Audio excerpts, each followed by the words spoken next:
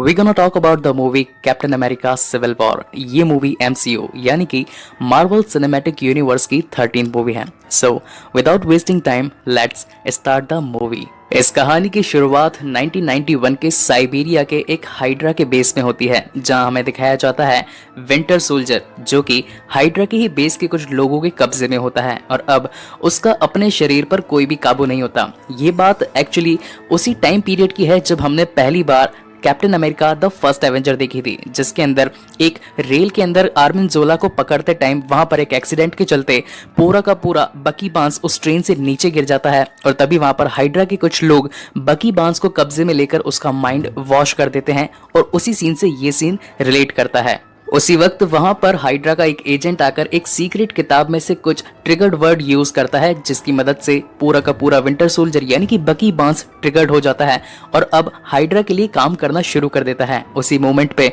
वो एजेंट बकी बांस को कहता है कि तुम्हें हम एक सीक्रेट मिशन पर भेज रहे हैं, जहां तुम्हें कुछ लोगों से सुपर सोल्जर सिरम को चुराकर हमारे पास लेके आना है। और तभी हम देखते हैं कि बकी बांस वहां से निकल जाता है उस कार के पीछे और यहीं पर हमें पता चलता है कि उस कार में और कोई नहीं, वो होते हैं टोनी स्टार्क के माता पिता यानी कि हावर्ड स्टार्क और उनकी वाइफ। जब बकी बांस उन दोनों पर हमला करता है तभी वहां पर टोनी स्टार्क के माता पिता की मौत हो जाती है और वहीं बकी बांस उस सुपर सोल्जर सिरम को लेकर वहां से भाग जाता है। यहाँ से कहानी शिफ्ट होती है हमारे प्रेजेंट डे में, जहाँ हमें दिखाया जाता है कि सकोविया की लड़ाई को हुए अब 1 साल बीत चुका है और अब हमें दिखाए जाते हैं यानी कि स्कारलेट विच, स्टीव रॉजर यानी कि हमारे कैप्टन अमेरिका, सैम विल्सन यानी कि फैल्कन और साथ ही नताशा रोमानोफ, ये सभी मिलकर लेगोस के अंदर एक सीक्रेट मिशन पर होते हैं। और साथ ही हमें यहाँ पर इस मूवी का एक पुराना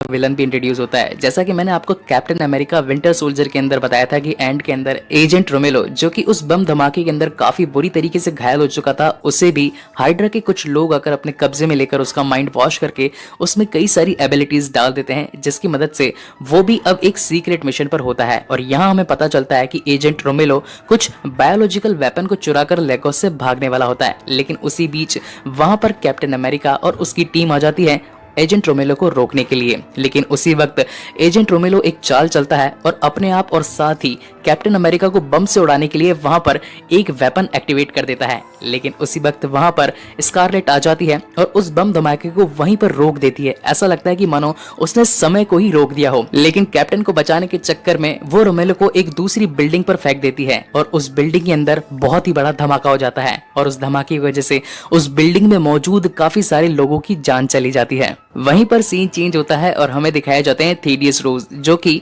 द इनक्रेडिबल हल्क में इंट्रोड्यूस हुए थे। वो वहां पर आकर सभी एवेंजर्स को ये ऐलान करते हैं और बताते हैं कि यूएन यानी कि यूनाइटेड नेशन ने एक अकॉर्ड पास किया है, जिसके अंतर्गत आप सभी को अब यूएस गवर्नमेंट के अंतर्गत ही काम करना पड़ेगा। जब भी यूएस गवर्नमेंट आपको बुलाए आपको तभी आना पड़ेगा और जो आपको सिक्योरिटी चीजों का ध्यान रखना है आप उन सभी चीजों का ध्यान रखेंगे, क्योंकि अब तक जितनी बार भी आप असेंबल हुए हैं, जैसे कि एवेंजर्स के टाइम में और साथ ही एज ऑफ अल्ट्रॉन के टाइम में, आप सभी ने अपनी ताकतों का यूज करते हुए वहां पर काफी सारी तबाही मचाई है, जिसकी वजह से वहां पर कई सारी मासूम जानें भी गई है और अब हम नहीं चाहते कि ऐसा आगे भी हो। इसलिए मैं आपके सामने पूरे 117 देशों के साइन किए हुए पेपर्स रख रहा हूं और अब मैं चाहता हूं कि आप भी इन पर अपने साइन कर दीजिए, जिससे कि अब एवेंजर्स की पूरी टीम पर यूनाइटेड नेशन का हक होगा। इस बात से टोनी स्टार्क तो एग्री होते हैं, लेकिन वहीं पर कैप्टन अमेरिका इस बात को लेकर मना कर देता है। अब यहाँ पर इस कहानी का सबसे बड़ा खुलासा होता है। हमें पता चलता है कि आज से 8 साल पहले जब टोनी स्टार्क अपनी वेपन इंडस्ट्री यानी कि जो टोनी स्टार्क की स्टार्क इंडस्ट्रीज थी उसमें वेपन बनाया करता था,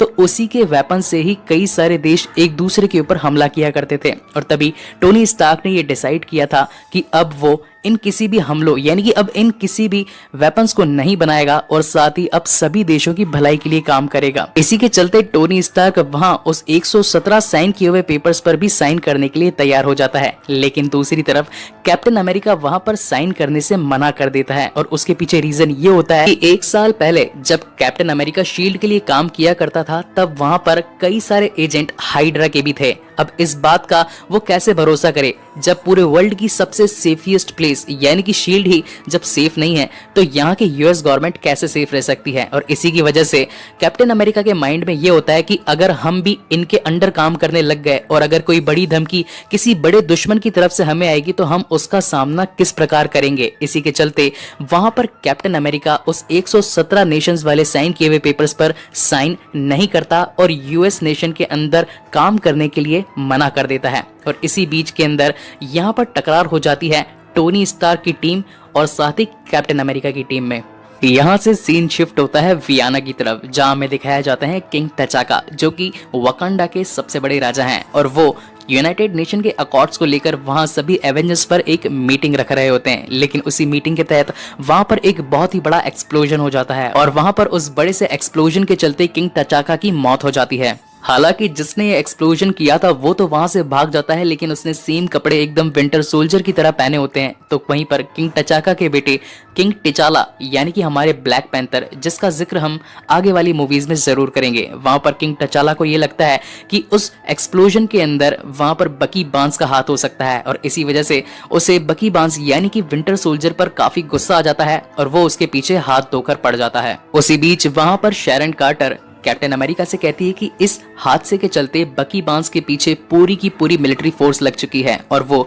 बकी बांस को किसी भी हालत में जिंदा या मुर्दा पकड़ना चाहते हैं। लेकिन तभी कैप्टन कहता है कि वो मेरा दोस्त है और मैं जानता हूं कि उस एक्सप्लोजन में बकी बांस का कोई भी हाथ नहीं है और मैं बकी बांस को बचाकर ही रहूंगा। वहीं पर सीन शिफ्ट होता है बकी बांस की तरफ जो कि बुकारेस्ट के अंदर अपनी नॉर्मल जिंदगी व्यतीत कर रहा होता है। लेकिन उसी बीच वहां पर ब्लैक पैंथर उसका पीछा करते करते आ जाता है और उसे पकड़ने की कोशिश करता है। लेकिन तभी वहां पर शील्ड के एजेंट यानी कि वॉर मशीन और साथ ही कुछ दूसरे एवेंजर्स भी आ जाते हैं। वहीं दूसरी ओर हमें दिखाया जाता है इस कहानी का मेन विलन जिसका नाम है ज़ेमो और ये ज़ेमो हाइड्रा के कुछ एजेंट से उनकी एक सीक्रेट बुक को चुरा लेता है जिनके अंदर विंटर सोल्जर जैसे कई और सोल्जर्स को ट्रिगर्ड कर देने वाले वर्ड्स होते हैं। अब क्योंकि वॉर मशीन ने नताशा, कैप्टन अमेरिका, फैल्कन और साथ ही विंटर सोल्जर को पकड़ लिया होता है और साथ ही शील्ड की फैसिलिटी के अंदर कैद कर लिया होता है, तो इसी बीच ज़ेमो भी अपने आप को एक साइकेट्रिस्ट बनाकर शील्ड फैसिलिटी के अंदर घुस जाता है और सीधा पहुंचता है विंटर सोल्जर के पास में और उन्हीं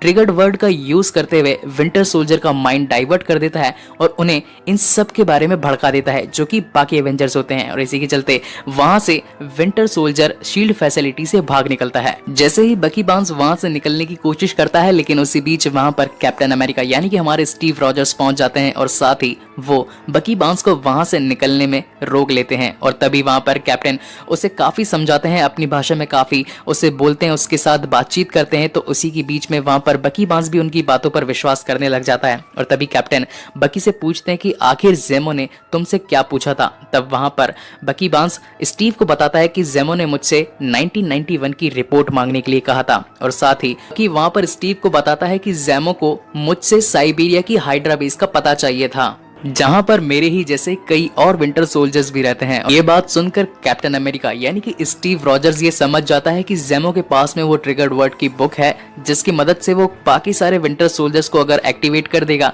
तो दुनिया पर एक काफी बड़ी मुसीबत आ सकती है। और इसी के चलते वहां पर स्टीव अपनी एक टीम तैयार करता है जिसके अंदर वो मदद लेता है वांडा मैक्सिमॉफ, साथ ही हॉकाई और एंटमैन की भी, जिसके अंदर बकी बांस भी शामिल होता है। और उन सब का ये प्लान होता है कि वो जाकर उस साइबेरिया के हाइड्रा बेस के अंदर जगाए गए विंटर सोल्जर्स को रोकेगा। साथ ही इन सभी बातों का पता थेडियस रोज को भी चल जाता है और वो ये सारी की सारी इन्फॉर्मेशन आयरन मैन यानी कि टोनी स्टार्क को दे देते हैं। अब यहाँ पर टोनी स्टार्क को ये लगता है कि कैप्टन अमेरिका यूएस नेशन पे साइन नहीं करके बाकी दूसरे विंटर सोल्जर्स के साथ में मिलकर कुछ एक बड़ा प्लान कर रहा है। वहीं पर टोनी स्टार्क भी अपनी टीम रेडी कर लेता है जिसके अंदर होते हैं वॉर मशीन, विजन और साथ ही स्पाइडरमैन। अब यहाँ पर इन सभी का मोटिव ये होता है कि इन्हें कैप्टन अमेरिका और साथ ही उसकी टीम को रोकना है क्योंकि वो सभी यूएस नेशन के अकॉर्ड्स पर साइन नहीं कर रहे और इसी के चलते उनका ये काम था कि उन्हें कैप्टन अमेरिका और साथ ही उसकी पूरी टीम को पकड़कर जेल में बंद कर देना है।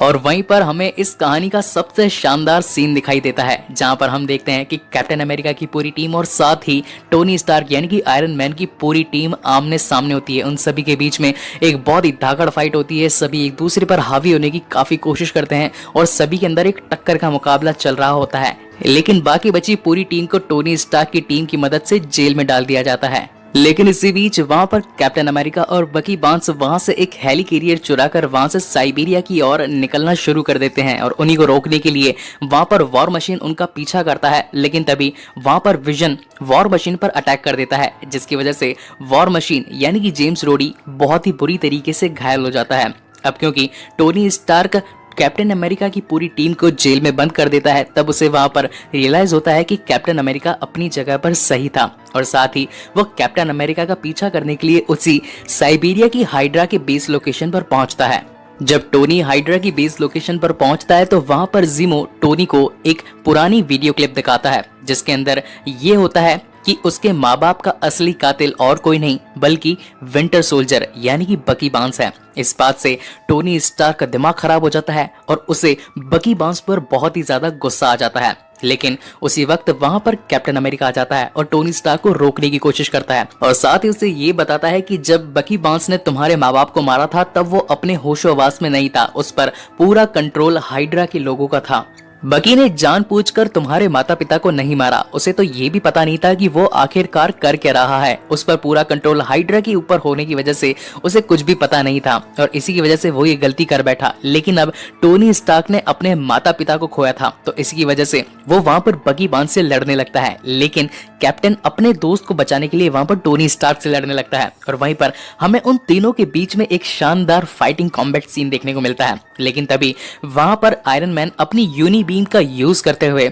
वहां पर बकी बार्न्स का जो स्टील हैंड होता है उसे तोड़ देता है और उसी बीच वहां पर कैप्टन अमेरिका अपनी उस वाइब्रेनियम वाली शील्ड से टोनी स्टार्क का आर्क रिएक्टर भी तोड़ देता है, जिसकी वजह से वहां पर टोनी स्टार्क का पूरा सूट खराब हो जाता है। हालांकि स्टीव चाहते तो उस वक्त टोनी स्टार्क को जान से भी मार सकते थे, लेकिन वो ये बात जानते थे कि टोनी ने अपने माता पिता को खोया है, तो इसी वजह से वो वहां पर टोनी को जिंदा छोड़कर वहां से जाने लगते हैं। लेकिन तभी वहां पर टोनी स्टार्क स्टीव रॉजर से कहता है कि तुम्हारे हाथ में जो शील्ड है वो मेरे पिता की ही दी हुई है और तुम इसके काबिल नहीं हो। और इसी की वजह से स्टीव को काफी बुरा लगता है और वो अपनी उस शील्ड को वहीं पर फेंक कर बकी को अपने साथ लेकर वहां से निकल जाता है। वहीं दूसरी ओर जीमो ये सोचता है कि उसने अपना पूरा काम कंप्लीट कर दिया है। उसका मेन एम्बिशन था कि वो कैप्टन अमेरिका और साथ ही टोनी स्टार्क के बीच में एक लड़ाई करवा दे, जिससे कि आपस में ही एवेंजर्स लड़ने लग जाए और उनकी यूनिटी खराब हो जाए। और जब उसे ये लगता है कि वो इस काम में सफल हुआ है तो वो अपने आप को खुदकुशी करने लगता है। लेकिन उसी वक्त